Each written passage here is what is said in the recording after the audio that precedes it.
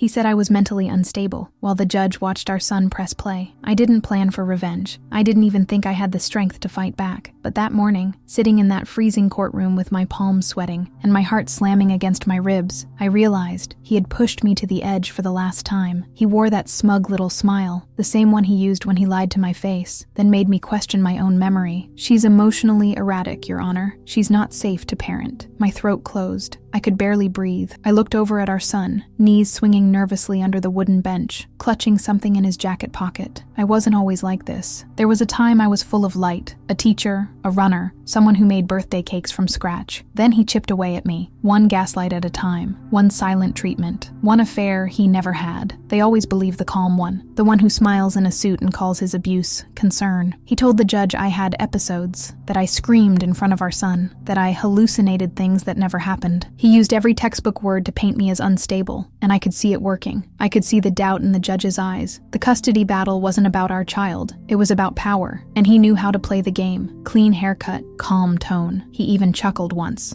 like I was a joke. I just want what's best for our son, he said, the same son he once left locked in the car while he flirted with a waitress. I stared at the table in front of me, jaw clenched so tight it hurt. My lawyer whispered, "We have nothing to counter that." And that's when I saw my little boy pull out my old phone, the one I thought I'd lost months ago. I couldn't stop him. I didn't even know what he had. He walked straight up, placed it on the desk, and said in his tiny, steady voice, "Can I show the judge what Daddy said when Mommy cried?" Everyone froze, even him, especially him. The judge raised an eyebrow. "Is this relevant?" My lawyer nodded slowly, eyes wide. "It might be." He tried to stop it, tried to lunge forward, but it was too late. My son hit play. I met him when I was 22. I was finishing my early childhood education degree and working weekends at a bookstore cafe. He came in every Friday, always ordering the same black coffee, always with that quiet, self-assured smirk. He was 28, older, charming, already working as a financial advisor. He called me bright, said I had warmth in my eyes. No one had ever said things like that to me before. I grew up with a mother who believed emotions were inconvenient, crying was weakness, and needing anything was being dramatic. So when he started giving me attention, even the smallest gestures felt huge. Flowers on Tuesdays, long talks about our future. He made me feel seen, like maybe I wasn't too much after all. We moved in together a year later. I left my little apartment downtown to live in a 2-bedroom condo he chose without asking. "It's safer," he said, "more practical." At first, I told myself it was love. He was taking care of me, but things shifted quickly, subtly. He didn't like my best friend, Laura, said she was a bad influence and didn't respect boundaries, so I saw her less, then not at all. He didn't like when I wore bright colors, too much attention, he'd say, so I toned it down. Neutrals, low ponytails, less makeup. I started to disappear before I even noticed it was happening. When I got pregnant, he was cold, not angry, just uninterested. It wasn't the right time, he said, rubbing his temples. We're not ready for that kind of chaos. But he stayed, and for a while, I thought that meant something, that deep down, he loved us. Our son was born in the middle of winter. I remember looking at his tiny face thinking, I will never let anyone break you. I didn't know yet that the person I needed to protect him from was already inside our home. He was never violent, never raised a hand. That would have been too obvious. Instead, he played games with my mind, subtle digs about my parenting, rewriting conversations, saying things like, "You always get like this. I'm just trying to help." I kept a journal, trying to track what was real. He told me once during a fight, "You're not strong enough to leave. You'd fall apart without me." And I believed him. For too long, I believed him. He controlled the finances. He decided who we saw. He even installed cameras for safety that pointed only at me. When I finally filed for separation, he flipped the script so fast it gave me whiplash. Suddenly, I was the unstable one, the selfish one. "She's not fit to raise a child," he told everyone. His family, my family, the courts. I thought I was walking into a courtroom to fight for custody, but I didn't realize I'd also be fighting for my sanity, my truth, and the little scraps of dignity I had left.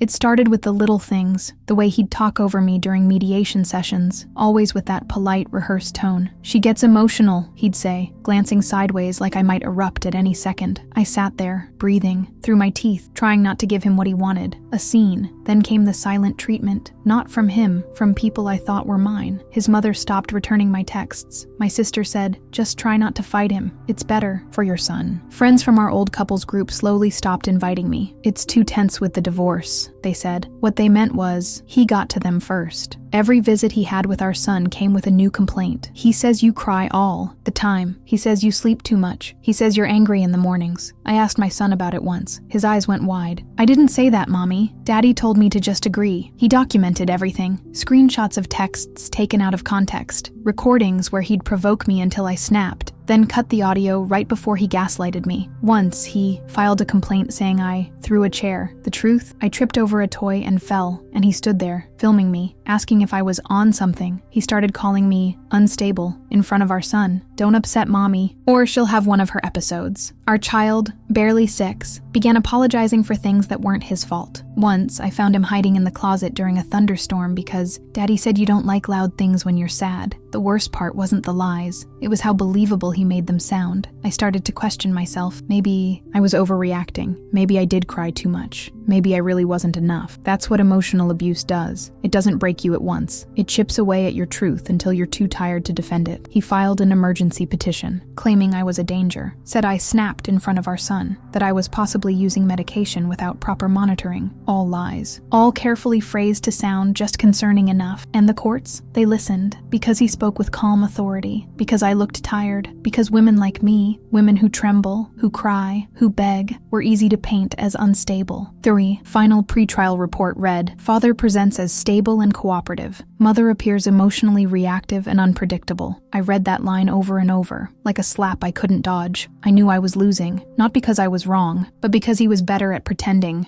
The courtroom was colder than I expected, not just the air, but the way people looked at me, like they'd already made up their minds, like I was just another bitter ex with a flair for drama. I kept my hands folded in my lap, gripping my sleeve to keep them from shaking. He sat across from me, calm, legs crossed, voice steady. I'm not trying to take her child. I just think she needs help. Help. The word felt like a knife dipped in honey. He knew exactly how to coat his cruelty and concern. The judge listened, nodded, took notes. My lawyer whispered that things didn't look good. He's playing it clean. We need something concrete. But I had nothing. Just my word against his, and a courtroom that preferred neat lies over messy truths. Then, as if summoned by instinct, my son stood up. No one told him to. No one expected it. He reached into his jacket and pulled out my old phone, the one I'd thought was gone forever. The room shifted. You could feel it. A small gasp. A tension no one could name yet. He walked toward the judge and said, Can I show this? It's from the night Daddy said Mommy was crazy. My heart stopped. My stomach dropped. I couldn't even breathe enough to stop him. The judge hesitated. My ex's face turned pale. Your Honor, I don't think this is... Let's see what it is. The judge cut him off. My son pressed play. The video was dark, shaky, but the audio was crystal clear. You're crying again? Jesus, no wonder the kids messed up. Please stop yelling.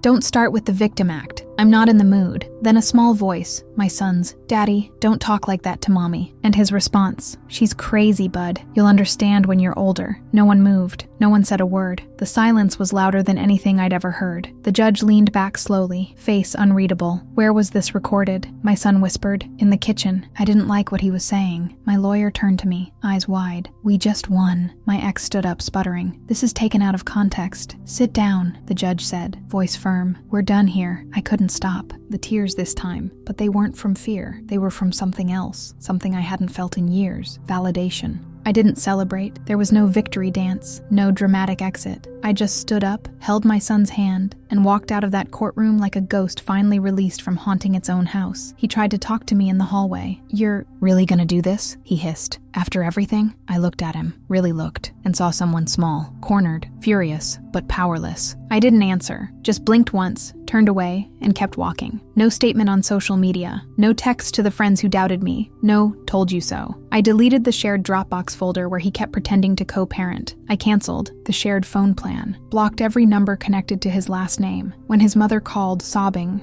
saying she had no idea, I didn't scream. I just said, he learned it somewhere, and hung up. No rage, no fire, just a quiet door closing. The house we used to share was still half mine on paper. I signed it over. He could have the walls. I was rebuilding my peace. I moved into a small apartment with peeling paint and a leaky faucet, and for the first time in years. I slept through the night. My son stopped flinching when doors closed too hard. He started humming again, laughing louder, asking to bake cookies like before. I knew then that I hadn't just escaped. I'd rescued both of us. He kept trying to bait me. Emails marked urgent, fake emergencies, guilt-tripping through mutual friends. I never answered. Silence became my boundary, my protection, my power. I withdrew from the noise. No more defending myself, no more proving I was sane. I didn't owe clarity to anyone who enjoyed my confusion. I found a new therapist, one who didn't ask, but, "Why didn't you leave sooner?" She just said, "I believe you." That sentence alone was worth more than any legal win. People say revenge is sweet, but for me, it wasn't about revenge. It was about disappearance, not hiding, just choosing not to explain, letting them fill the silence with their own guilt. The final time I saw him, at a custody drop-off, he said, "You really think you're better than me now?" I smiled, a soft, slow smile, and got back in my car without saying a word, because I wasn't better. I was free. Healing didn't come in some grand moment. It came in small, ordinary things, like making pancakes on a Saturday morning without checking if the pan noise would wake someone up angry, or dancing in the living room with my son to songs we used to love before I forgot what joy felt like. I went back to teaching part-time. The first day in the classroom, I stood in front of a group of 5-year-olds and introduced myself. "Ms. Carter," I said, and my voice didn't shake. A little girl hugged me during recess and said, "You smell like cookies." I cried in the teacher's lounge. I started running again, just around the block at first, then longer. Each step felt like an exhale I'd been holding for years. I wasn't running away from something. I was running toward myself. Therapy helped, yes, but more than that, giving myself permission to not have all the answers helped. I stopped asking, "Why did he do this?" and started asking, "Why did I stay so silent?" And then I forgave myself for not knowing better, because now I did. I reconnected with Laura, the friend he pushed away. She didn't say "I told you so." She just hugged me and said, "I missed you, all of you." We sat on her balcony and laughed until our cheeks hurt. I hadn't felt that kind of safe in a long time. One day, my son brought home a drawing from school. It was of the two of us, holding hands, smiling, standing in front of our little apartment. He'd written "home" at the top. That word, once poisoned by fear, felt clean again. I stopped waiting for apologies, from him, from his family, from anyone who looked the other way. Their silence spoke loud enough. I didn't need closure from the people who watched me drown and called it drama. Instead, I created rituals, morning affirmations, Sunday puzzles, journaling at night with herbal tea. Not to be perfect, just to feel steady, to remember I existed outside his narrative. People started saying I looked different, more grounded, more alive. I didn't. Correct them. They were right. Because when you stop defending your sanity and start honoring your truth, everything in your face changes. I wasn't just rebuilding, I was becoming.